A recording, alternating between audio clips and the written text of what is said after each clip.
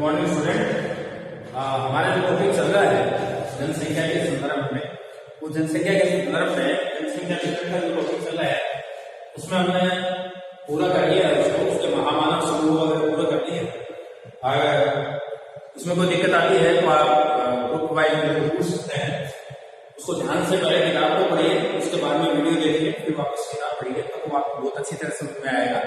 खाली वीडियो देख के आप ऐसे सोचे कि मेरे पूरा समझ में आ जाएगा, तो क्योंकि उसमें हम फेस टू फेस एक्सप्लेन नहीं कर सकते, इसलिए पहले वीडियो देखना पड़ता है आपको, उसके बाद में। तो ऐसा इसके लिए आप क्या करें, पहले बुक को, जो आपका टॉपिक चल रहा है उस टॉपिक को पहले पढ़ें, और पढ़ने के बाद में आप वीडियो ध्यान से देखें, और उसके बाद में वापस आप अपनी बुक का वो टॉपिक पढ़िए, आपको पूरी चीज क्लियर हो जाएगी। उसके बावजूद अगर आपको कोई चीज समझ में नहीं आती है तो उसकी क्वेरी आप भेज सकते हो, उस पर फिर जिक्र किया जाए। ठीक है, हमारी विक्रम वाला टॉपिक पूरा हो गया आज हम है, लेकिन उसमें थोड़ा सा मैं आपको एक चीज बता देता हूँ कि ये जो महामानव समूह है, इन महामानव समूह को कई बार मानचित्र में पूछ लेते हैं। हालांकि बुक के अंदर मानचित्र नहीं किया गया है आपके, लेकिन हम क्या कर रहे हैं कि मानचित्र बना रहे हैं, और उसमें 3 महामानव समूह को हमने सघन जनसंख्या का जो स्वरूप पढ़ा था प्रधान जनसंख्या वाला, उसमें मेंशन कर दिए थे, लेकिन अफ्रीका वाला नहीं किया था। तो कई बार क्या अफ्रीका के महामानव समूह के बारे में अगर हमसे पूछ रहे तो फिर वो कहाँ मेंशन करेंगे, तो उसके लिए एक मानचित्र का मैं अध्ययन और करवा रहा हूँ आपको, थोड़ा ध्यान से इस चीज को देखना आपको, और मानचित्र स्टडी करना। ठीक है,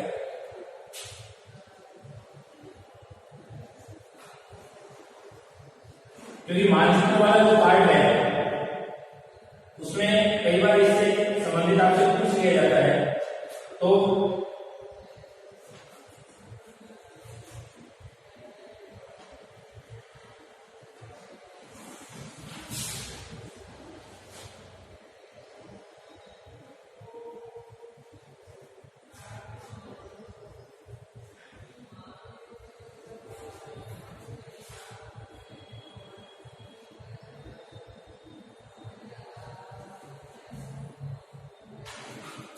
अरे रफ स्केच बना रहा हूं मैं, ये इसको हम बोलते हैं रेखा चित्र।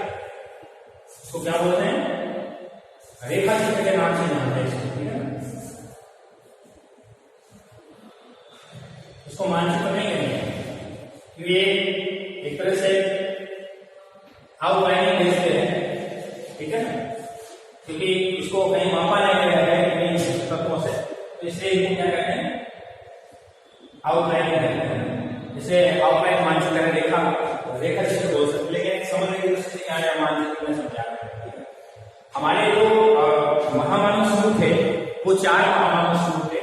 एक एशियन महामानव समूह, एक यूरोपीय महामानव समूह, एक अमेरिकन महामानव समूह और एक अफ्रीकन महामानव समूह। महामानव समूह का मतलब ये है कि इन मानवों में जनसंख्या तो क्षेत्र में कम या ज्यादा पाई जा सकती है, लेकिन इन महाद्वीपों के अंदर कौन सी ऐसी जगह है, कौन सा ऐसा स्थान है, क्या वहां की अनुकूल भौगोलिक परिस्थितियां हैं जिनके कारण जनसंख्या का जमाव अधिकतम पाया जाता है। और इस अधिकतम वाले व्यवस्थाओं के अनुसार विश्व को 4 बड़े महामानव समूह के अंतर्गत इनको विभाजित किया गया है। तो मानचित्र में कई बार इस चीज से पूछ लेता है। ठीक है, तो 3 हमने जो पहले देखे सघन जनसंख्या में 3 क्षेत्र जो हमारे हैं, उसके अंदर जो सबसे ज्यादा जनसंख्या वाला क्षेत्र आता है वो आता है एशिया महामानव समूह। कौन सा महामानव समूह? एशिया महामानव। एशिया महामानव समूह के अंदर देखो, ये पाकिस्तान से होता हुआ भारत, म्यांमार, बांग्लादेश, भूटान, ठीक है ना, चाइना, ठीक है ना, ये कोरिया का हिस्सा है, ये उत्तरी कोरिया, ये दक्षिणी कोरिया। ठीक है, तो कोरिया, पूर्वी चीन, जापान, ठीक है ना, इंडोनेशिया, थाईलैंड, म्यांमार, फिलीपींस, जावा, सुमात्रा, बाली, बोर्नियो, ये वाला जो हिस्सा है ये पूरा का पूरा आता है दक्षिणी पूर्वी एवं पूर्वी एशिया महामानव समूह। ठीक है ना, हालांकि एशिया महामानव समूह कौन से हिस्से आते हैं? दक्षिणी एशिया का हिस्सा आता है, पूर्वी एशिया का हिस्सा आता है, और दक्षिणी पूर्वी एशिया का हिस्सा आता है। तो ये टोटल एरिया मिलाकर जो एक समूह बनाता है ये कहलाता है एशिया महामानव समूह। क्या बनाता है? एशिया महामानव समूह के नाम से ये जाना जाता है। एशिया महामानव समूह में हमने 3 भाग इसके किए हैं। ठीक है ना, दक्षिणी एशिया का हिस्सा जो भारत के आता है, ये मध्यवर्ती भारत का स्वरूप है। इसके बाद में उत्तरी भारत, ये पूर्वी एशिया जिसमें चीन है, आपके जापान का हिस्सा है, म्यांमार का हिस्सा है, पूर्वी हिस्से के अंतर्गत आगे। दक्षिण पूर्वी में थाईलैंड है, मलेशिया है, ठीक है ना, जावा है, सुमात्रा है, बाली है, बोर्नियो है, ये द्वीप समूह के रूप में आते हैं। और यहाँ फिलीपींस है, ठीक है ना। तो ये सारे क्या आते हैं, इनके अंतर्गत इसको निर्धारित किया गया है। दूसरा बड़ा महाद्वीप समूह मानते हैं हम, दूसरा वो यूरोपीय महामानव समूह है। तो यूरोपीय महामानव समूह में अगर बात करें तो यहाँ एक कोयला पेटी, ये क्या है, कोयला पेटी, ठीक है ना। तो कोयला पेटी होने के कारण यहाँ औद्योगिक विकास हुआ, और औद्योगिक विकास होने के कारण हमें यूरोप के आसपास के क्षेत्र में अधिकतम लोग जो है वो यहाँ आकर क्या करने लगे, बस गए, ठीक है ना। इसलिए यहाँ जनसंख्या का जमाव ज्यादा है। दूसरा, ये वाला उत्तरी और पश्चिमी एशिया है, यूरोप है, उत्तरी और पश्चिमी जो यूरोप है, ये समुद्र तटीय क्षेत्र का होने के कारण यहाँ जनसंख्या का जमाव ज्यादा है, क्योंकि समुद्र तटीय क्षेत्र में जनसंख्या क्या होती है, अधिकतम पाई जाती है। इसलिए यहाँ जनसंख्या का क्या है, जमाव देखने को मिलता है। क्योंकि यूरोप के मध्यवर्ती, पश्चिमी एवं उत्तरी यूरोप, ये Norway, Sweden, Denmark, Finland, Iceland वाला उत्तर का हिस्सा जो है वो इसका, ठीक है। तो ये तो हो गया एशिया महामानव समूह, ठीक है। ये हो गया यूरोपीय महामानव समूह। तीसरा जो है वो है अमेरिका का, जो उत्तरी अमेरिका का, ये वाला हिस्सा जो है वो मध्यवर्ती अमेरिका है। इसके अंदर हम 3 पार्ट करते हैं इसके, ये कनाडा का हिस्सा है, अलास्का का हिस्सा है, और ये यूएस है, ठीक है ना। तो अमेरिका वाला जो हिस्सा है, तो अमेरिका के उत्तरी अमेरिका का उत्तरी पूर्वी भाग, जिसके अंतर्गत सुप्राज अमेरिका का उत्तरी पूर्वी भाग और कनाडा का दक्षिण पूर्वी भाग जो है वो इसके अंतर्गत शामिल किया जाता है। तो यहाँ अमेरिका में सबसे ज्यादा जनसंख्या का क्या पाया जाता है, समूह पाया जाता है, इसलिए इसको बोलते हैं अमेरिकन। ये वैद्य महामानव, ठीक है। उसके बाद में चौथा जो महामानव हमारा है या महामानव समूह है वो है अफ्रीका महामानव समूह। तो अफ्रीका महामानव समूह को 3 भागों में विभाजित करते हैं। 3 जगह पर अफ्रीका महामानव समूह के जनसंख्या का स्वरूप देखने को मिलता है अधिकतम, ठीक है। पहला है ये नील नदी, 2 नील है, श्वेत नील है और नीली नील है, दोनों मिलकर एक शुद्ध नील बनती है और ये भूमध्य सागर में गिरती है। तो इसके आसपास का जो मैदानी क्षेत्र है नील नदी का, यहाँ एक तो ये जनसंख्या का संकेंद्र है, एक 2 नदियां लगी है, जाम्बिया और नाइजर। तो जाम्बिया और नाइजर के पास ये वाला जो मोड़ है इसको बोलते हैं गिनी तट, ठीक है।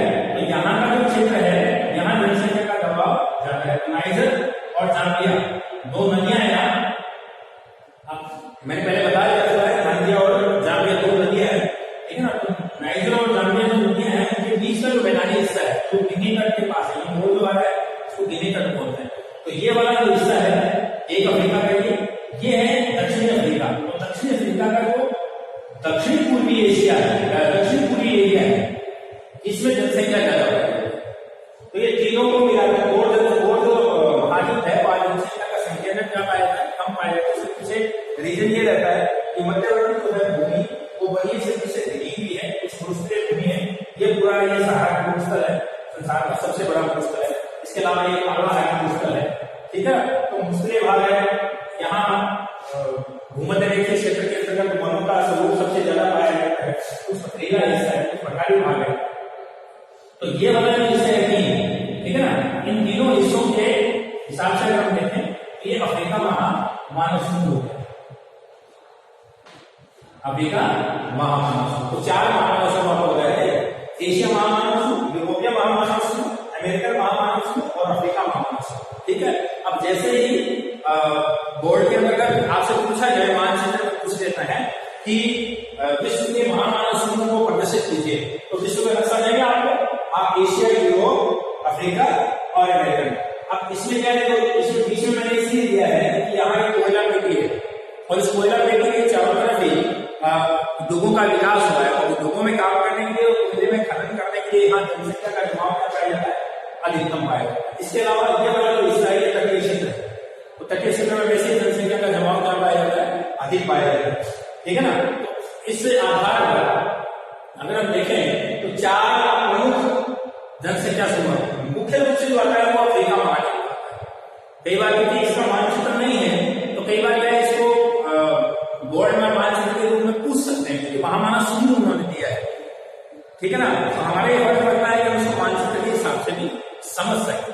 तो ये आपका जनसंख्या का वितरण का जो स्वरूप है वो पूरा हो चुका है। अब आज हम करेंगे घनत्व, तो इसको ध्यान से आपको देखना है और पढ़ना है। नेक्स्ट जो हमारा टॉपिक है वो है जनसंख्या घनत्व।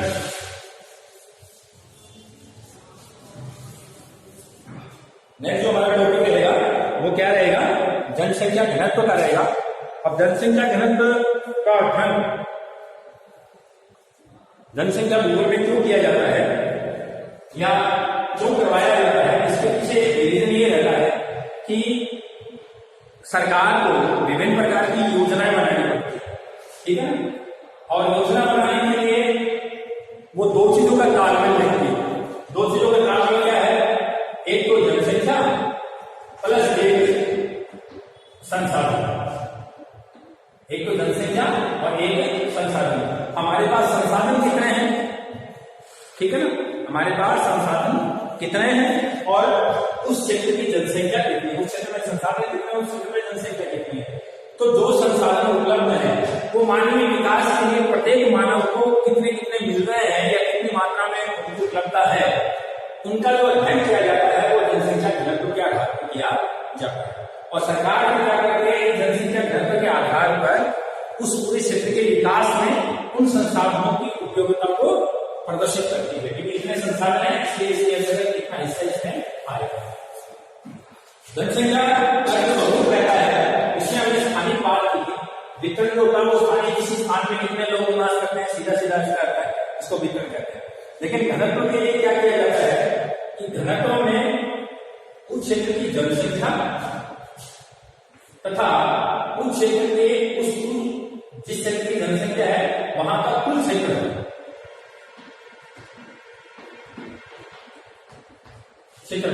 इनका अनुपात। जनसंख्या घनत्व किसे कहते हैं, किसी क्षेत्र की कुल जनसंख्या और उसका कुल क्षेत्रफल होता है, इन दोनों के बीच में जो अनुपात किया जाता है इस अनुपात को क्या कहते हैं, घनत्व कहते हैं। और इस अनुपात के आधार पर ही सरकार के द्वारा उस क्षेत्र के लिए विभिन्न योजनाएं बनाई जाती है, इसलिए जनसंख्या का घनत्व जो है उसका अध्ययन किया जाता है, ठीक है ना। तो अगर हम इसकी परिभाषा के रूप में बात करें, ठीक है ना, परिभाषा करें, ठीक है ना, किसी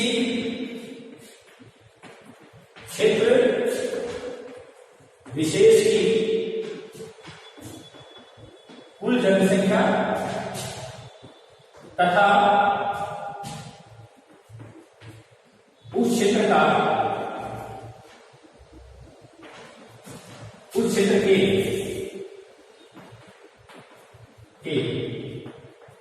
कुल क्षेत्रफल के अनुपात को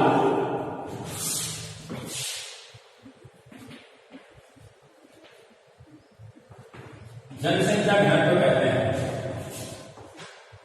उस क्षेत्र की कुल जनसंख्या और उस क्षेत्र का कुल क्षेत्रफल कितना है, ठीक है ना।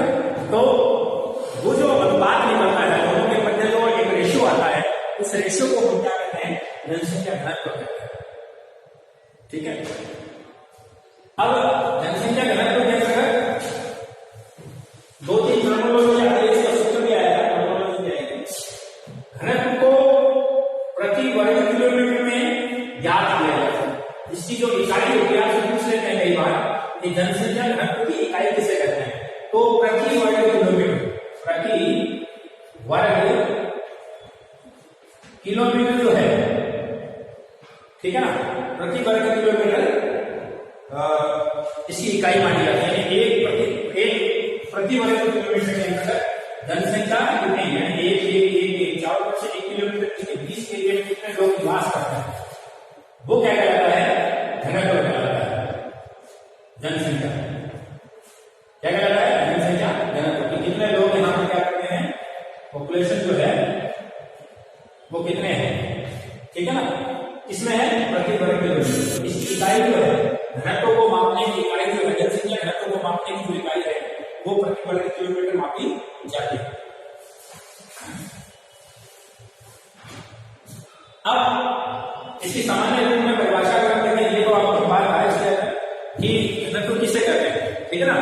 तो प्रति वर्ग किलोमीटर निवास करने वाले लोगों की संख्या को जनसंख्या घनत्व कहते हैं। प्रति वर्ग किलोमीटर निवास करने वाले लोगों के संख्या को जनसंख्या घनत्व कहते हैं। किसे कहते हैं, प्रति वर्ग किलोमीटर। अब किलोमीटर, ठीक है ना, अब किलोमीटर को हम किलोमीटर स्क्वायर में लिख सकते हैं। इसको ऐसे ना लिखिए, आप ऐसे ही लिख सकते हैं किलोमीटर स्क्वायर। ये इसका अर्थ होता है प्रति वर्ग किलोमीटर, ठीक है ना। प्रति वर्ग किलोमीटर में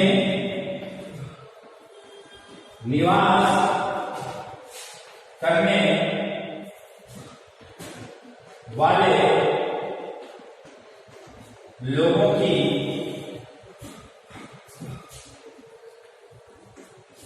संख्या को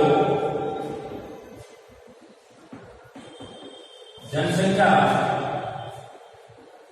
घनत्व। प्रति वर्ग किलोमीटर के पास प्रति वर्ग किलोमीटर होगा 1 kilometre, 1 kilometre, 1 kilometre, 1 kilometre, 1 kilometre की दूरी का बना क्या, वर्ग। क्या बना, वर्ग, ठीक है ना। इसलिए इसको बोलते हैं प्रति वर्ग किलोमीटर, यानी 1 किलोमीटर के हिसाब से जो वर्ग बना, इसमें कितना जनसंख्या है, कितने जनसंख्या निवास करती है, इसको क्या बोलते हैं, जनसंख्या घनत्व के नाम से यहां जाता है।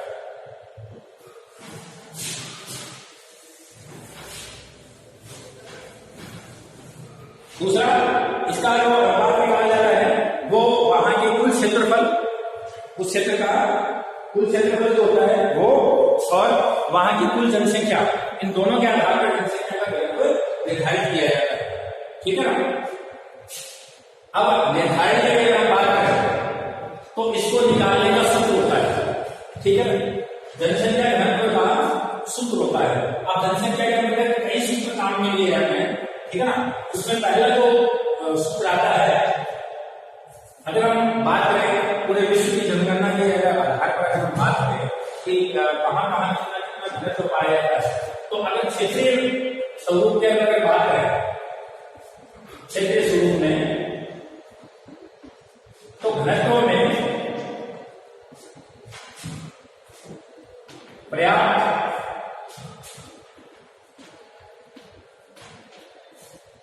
असमानता पाई जाती है। क्या पाई जाती है, क्षेत्रीय स्वरूप के घनत्व में पर्याप्त असमानता पाई जाती है। ये भी हमने पढ़ा था पेपर में कि जहां ज्यादा घनत्व होता है स्वाभाविक रूप से उस क्षेत्र का घनत्व भी क्या होता है, ज्यादा होता है। जहां जनसंख्या कम होती है तो स्वाभाविक रूप से उस क्षेत्र का जनसंख्या घनत्व क्या होता है, कम होता है। कुछ मामलों में कहीं कारण से, प्रवास के कारण हो सकता है कि किसी क्षेत्र के अंतर्गत घनत्व की मात्रा और ज्यादा बढ़ जाए, ठीक है ना। वो अलग अलग कारण हम पढ़ चुके हैं, जो वितरण के घनत्व के कारण बनते उन्हीं के उनके कारण है। अब दूसरा जो कारण आता है कि देखिए, जैसे मान लो आपकी ग्रीनलैंड है, ठीक है ना, आर्कटिक क्षेत्र है, ठीक है ना, पहाड़ी क्षेत्र है, मरुस्थलीय क्षेत्र है, घास के मैदान है, तो वहां जनसंख्या का घनत्व जो है अतिशीत क्षेत्र है, उष्ण क्षेत्र है, जहां बहुत ज्यादा बरसात हो रही है ना, बाढ़ दोपहर बरसात होती है, भूमध्य रेखा का क्षेत्र है उसके अंतर्गत है, ठीक है ना। तो जो पहाड़ी क्षेत्र है, पठारी क्षेत्र है ना, उच्च पठारी क्षेत्र, तिब्बत का पठार वगैरह जो है उसके उच्च भूभाग पर, वहां अगर हम देखें तो एक व्यक्ति प्रति वर्ग किलोमीटर से कम घनत्व है, एक व्यक्ति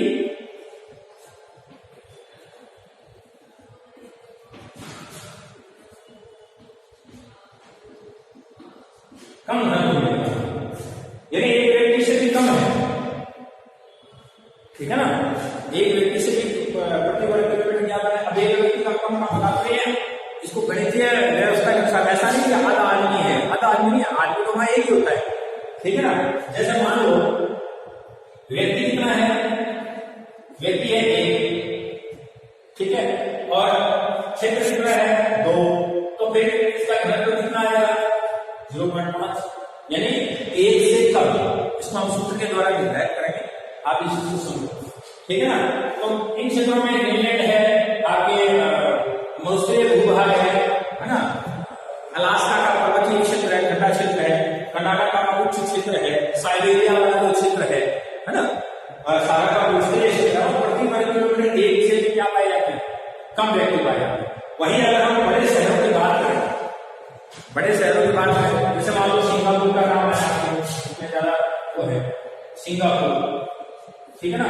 तो सिंगापुर में लगभग 7,797 व्यक्ति प्रति वर्ग किलोमीटर क्या कर रहे हैं, निवास कर रहे हैं। 7,797 व्यक्ति प्रति वर्ग किलोमीटर क्या कर रहे हैं, निवास कर रहे हैं, ठीक है ना। तो ये एक सिंगापुर है, वहां बहुत सी ऐसी अच्छी व्यवस्थाएं हैं, अच्छी व्यवस्थाएं अनुकूल परिस्थितियां होने के कारण जनसंख्या का जमाव ज्यादा है। अब सिंगापुर का क्षेत्र कम है लेकिन लोग जनसंख्या ज्यादा है, तो जहां क्षेत्र कम होगा जनसंख्या ज्यादा होगी, वहां जनसंख्या का घनत्व क्या होगा, ज्यादा होगा। इस चीज को मेंशन करना कि जिस क्षेत्र में जनसंख्या का घनत्व ज्यादा होगा तो निश्चित रूप से इस चीज में ये मान के चलिए कि वहां का क्षेत्र कम है और जनसंख्या क्या है, ज्यादा है। जनसंख्या तो ज्यादा है लेकिन वहां का क्षेत्रफल जो है वो क्या है, कम है। और जो अनुपात हम याद करते हैं उसके अंदर ये आता है कि इस क्षेत्र में प्रति वर्ग किलोमीटर जनसंख्या का घनत्व जो है वो क्या पाया जाता है, उच्च पाया जाता है। जहां कम आ रहा है, ग्रीनलैंड बहुत बड़ा क्षेत्र लेकिन वहां जनसंख्या कम है, तो हम अनुपात किसका लेते हैं, कुल जनसंख्या बटे कुल क्षेत्रफल, कुल जनसंख्या बटे कुल क्षेत्रफल का हम गणना करते हैं। उसके आधार पर ये पूरा घनत्व का जो स्वरूप है वो हमारे सामने निकल कर आता है, ठीक है ना। अब इसकी आवश्यकता क्यों पड़ी, जनसंख्या घनत्व की आवश्यकता क्यों पड़ी, तो क्यों पड़ने के पीछे रीजन ये रहता है, ठीक है ना। इस लगभग नहीं मानते हैं कि धरती का 70% हिस्सा जो है वो निर्जन क्षेत्रों में आता है, किसमें आता है, निर्जन क्षेत्रों में, और 30% हिस्सा जो है वहां जनसंख्या क्या है, बहुत ज्यादा है। तो जब जनसंख्या ज्यादा होगा विभिन्न प्रकार की समस्याएं होंगी, ठीक है ना, विभिन्न प्रकार की क्या होगी, समस्या पैदा होंगी, जनसंख्या ज्यादा होगा। और ये वाला क्षेत्र यहाँ निर्जनता रहती है, ये खाली पड़ा है, तो जनसंख्या घनत्व के माध्यम से हम उस क्षेत्र के बारे में पता लगाते हैं जो बिल्कुल ही खाली पड़ा है, जिसका उपयोग नहीं होगा, है ना। तो इस तरीके से प्लानिंग बनाई जाती है जनसंख्या घनत्व के आधार पर कि इतने क्षेत्र में इतने लोग निवास कर रहे हैं। हालांकि वो करते तो एक नहीं है लेकिन उस खाली क्षेत्र को भी इसमें इन्वॉल्व कर लिया जाता है। तो संपूर्ण क्षेत्र के विकास के आधार पर इसका अध्ययन किया जाता है, ताकि आने वाले समय में जैसे जनसंख्या ज्यादा बढ़ेगी तो जिस क्षेत्र के अंदर जनसंख्या नहीं है वहां की जनसंख्या को वहां पर पलायन करवाया जा सकता है, वहां उस क्षेत्र का विकास करके जनसंख्या को वहां स्थापित किया जा सकता है। इसे जनसंख्या का अध्ययन इसमें किया जाता है।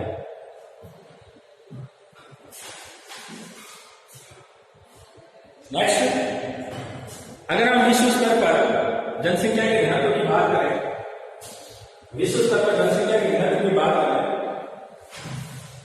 तो इसमें बड़ी असमानता पाएगी, क्योंकि वितरण में असमानता है, हम असमानताओं का अध्ययन करते हैं, वितरण में असमानता है।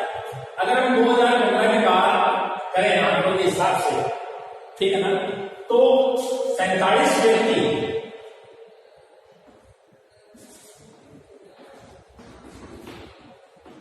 प्रति वर्ग किलोमीटर विश्व स्तर का घनत्व था, यानी विश्व का घनत्व 2015 में कितना, 47 व्यक्ति प्रति वर्ग किलोमीटर लोग क्या कर रहे थे, निवास कर रहे थे।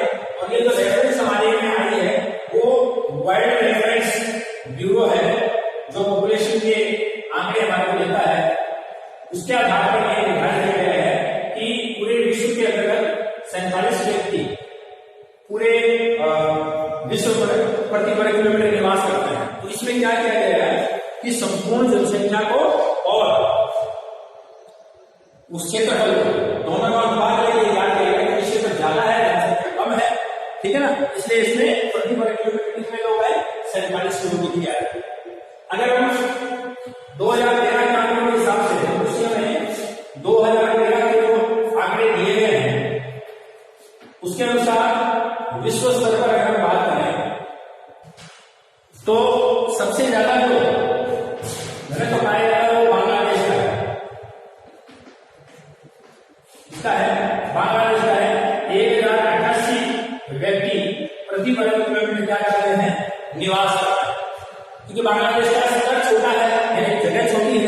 क्षेत्रफल उसका कम है, और चूंकि वो पूर्वी दक्षिणी एशिया में आता है, तो दक्षिणी एशिया में जनसंख्या का स्वरूप क्या है, ज्यादा है। तो कम क्षेत्रफल है और जनसंख्या ज्यादा है, इसलिए घनत्व भी क्या है उसका ज्यादा। अगर हम वितरण के आधार पर बात देखें, वितरण के आधार पर अगर देखें तो ये WRC world reference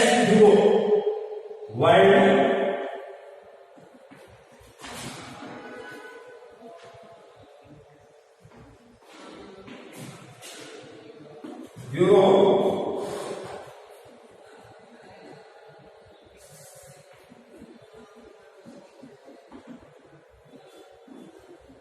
Washington DC 2013।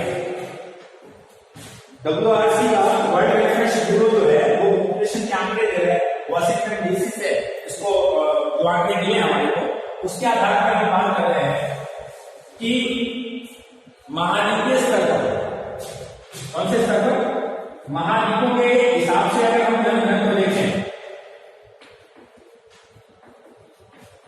जनसंख्या घनत्व देखें, तो अलग अलग महाद्वीपों में अलग अलग जनसंख्या का स्वरूप है। जहां क्षेत्रफल बड़ा है, जनसंख्या कम है, तो निश्चित रूप से वहां जनसंख्या का घनत्व क्या पाया जाएगा, कम पाया जाएगा।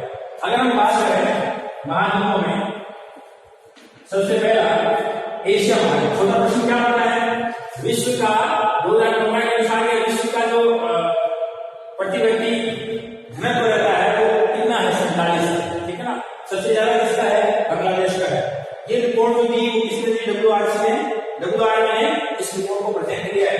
उसके आधार पर एशिया महाद्वीप के अगर हम बात करें तो 116 व्यक्ति प्रति वर्ग किलोमीटर क्या कर रहे हैं, निवास कर रहे हैं। एशिया का जो घनत्व वो कितना है, 116 व्यक्ति प्रति वर्ग किलोमीटर के अंतर्गत आता है। इसी के बाद में अगर हम बात करें यूरोप की, तो यूरोप में लगभग 32 व्यक्ति प्रति वर्ग किलोमीटर क्या कर रहे हैं, निवास कर रहे हैं।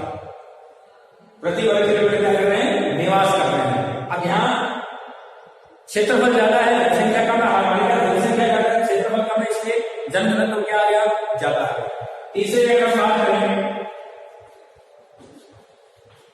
अफ्रीका की, तो अफ्रीका में लगभग 27 व्यक्ति प्रति वर्ग किलोमीटर क्या कर रहे हैं, रह रहे हैं। अब अफ्रीका का बड़ा महाद्वीप है, क्षेत्रफल की दृष्टि से संसार का दूसरा बड़ा महाद्वीप है, पहला है एशिया महाद्वीप। अब एशिया महाद्वीप बड़ा है, दूसरा बड़ा है और दूसरा अफ्रीका है, क्योंकि जनसंख्या घनत्व कम है, तो यहाँ जनसंख्या कम है, यहाँ जनसंख्या ज्यादा है। तो जहां ज्यादा जनसंख्या है तो निश्चित रूप से वहां जनसंख्या का जो स्वरूप आएगा, घनत्व का जो स्वरूप आएगा वो ज्यादा है, यहाँ जनसंख्या कम है इसलिए। चौथा अगर हम बात करें दक्षिण अमेरिका की, तो दक्षिण अमेरिका महाद्वीप में 20 व्यक्ति प्रति वर्ग किलोमीटर क्या करते हैं, निवास करते हैं। किलोमीटर स्क्वायर का मतलब हो गया प्रति वर्ग किलोमीटर, ठीक है ना। अगर हम उत्तरी अमेरिका की बात करें, उत्तरी अमेरिका की बात करें तो वहां 16 व्यक्ति प्रति वर्ग किलोमीटर क्या करते हैं, निवास करते हैं। और वहीं ओशिनिया की बात करें,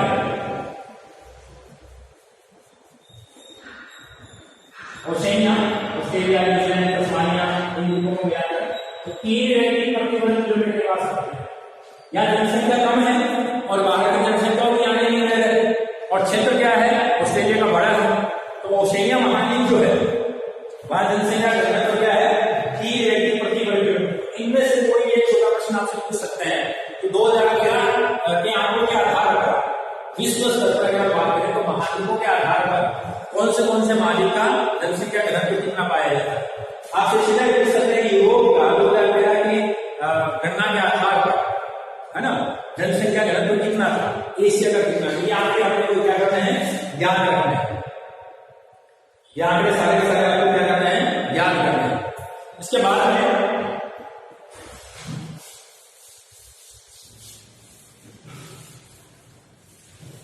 जनसंख्या घनत्व को निकालने के लिए सूत्र होते हैं। तो सबसे पहला सूत्र होता है, उसको कई सूत्र दिए गए हैं। इसमें आंतरिक सूत्र भी कहते हैं, इसको गणितीय सूत्र भी कहते हैं, ठीक है ना। इसलिए गणितीय घनत्व जनसंख्या भूगोल में या भूगोल में सबसे ज्यादा इसी घनत्व का क्या किया जाता है, उपयोग किया जाता है। जनसंख्या घनत्व में इसी का जनसंख्या घन में इसी घनत्व का सबसे ज्यादा क्या किया जाता है, उपयोग किया जाता है। इसलिए इसको हम कहेंगे क्या उपयोग है। इसके अंदर क्या होता है कि किसी भी प्रदेश की कुल जनसंख्या बटे उस प्रदेश का कुल क्षेत्रफल, यानी ये इसको गणितीय आपकी,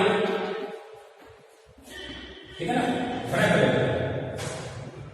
तो ये समाना माना ऐसे मान लें कि किसी क्षेत्र की जनसंख्या कितनी है, 500। किसी क्षेत्र की जनसंख्या कितनी है, 500 है, और हमारा कुल क्षेत्रफल जो है वो 10 वर्ग किलोमीटर है। कितना है, 10 वर्ग किलोमीटर है। तो 10 वर्ग किलोमीटर के हिसाब से देखें तो प्रति वर्ग किलोमीटर जो व्यक्ति आएंगे वो कितने आएंगे, 50 है। प्रति वर्ग किलोमीटर कितने लोग निवास कर रहे हैं, 50 व्यक्ति निवास कर रहे हैं। कितने कर रहे हैं, 50 व्यक्ति प्रति वर्ग किलोमीटर निवास कर रहे हैं। इस चीज को ध्यान रखना है। उसके बाद एक बार इसमें आपसे सीधा भी प्रश्न पूछ सकते हैं। ये प्रश्न पूछते हैं, देखता हूं, ये प्रश्न पूछते हैं जनसंख्या घनत्व का सूत्र लिखिए। और कई बार क्या होता है कि आपसे कैलकुलेशन भी करवा सकते हैं। एक प्रश्न बोर्ड में आया हुआ है, कैलकुलेशन भी करवा सकते हैं कि कोई ए स्थान की जनसंख्या इतनी है, कोई ए स्थान की जनसंख्या इतनी है और उस ए स्थान का क्षेत्रफल इतना है, तो उस क्षेत्र के यानी उस ए का जनसंख्या घनत्व कितना हो, तो आपको कैलकुलेशन करनी है। तो कैलकुलेशन के लिए ये सूत्र है। तो कुल जनसंख्या है, वहां जनसंख्या लिख दो, कुल क्षेत्रफल है, क्षेत्रफल लिख दो, और उसको जब हम भाग देंगे तो जो संख्या हमारे पास आएगी, कुछ भी हो सकती है संख्या जो हमारे पास आएगी वो संख्या लिखोगे। इसकी कैलकुलेशन ये, और जैसे ये कैलकुलेशन की मान लिया कि कोई ए स्थान है, ए स्थान की कुल जनसंख्या 500 है और ए का कुल क्षेत्रफल जो है 10 वर्ग किलोमीटर है। तो ए का प्रति वर्ग किलोमीटर कितने लोग निवास करेंगे, तो कितने लोग निवास करेंगे, 50 व्यक्ति प्रति वर्ग किलोमीटर क्या करेंगे, निवास करेंगे। ठीक है, ये हमारा सूत्र हो गया। इस सूत्र के हिसाब से इसका निर्धारण किया जाता है। बात समझ आ गया। इसमें क्या किया जाता है कि जनसंख्या और क्षेत्रफल के अनुपात को निर्धारित किया जाता है। आंतरिक